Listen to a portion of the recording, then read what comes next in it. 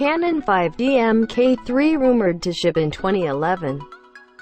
It looks like the popularity of Canon's full-frame DSLR and powerful but flawed video camera is enough to warrant another sequel.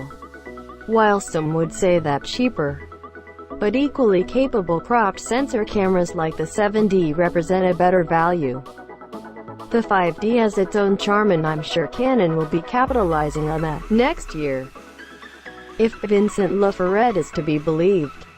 At an workshop over the weekend, the well-known photographer suggested that Canon might be putting out a successor to the Mk2 in 2011. It would likely get a megapixel boost and a much more sensitive sensor that seems to jive with other murmurs, but it's a long ways off, so discretion is the best policy for now.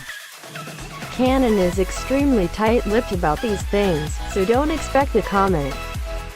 Laforet, on the other hand, can probably expect a stern reprimand for blabbing, although it's possible he was just speculating like the rest of us.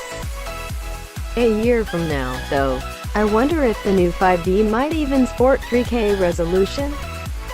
That would make it more attractive to filmmakers who don't want to do effects in color correcting the resolution they're distributing it.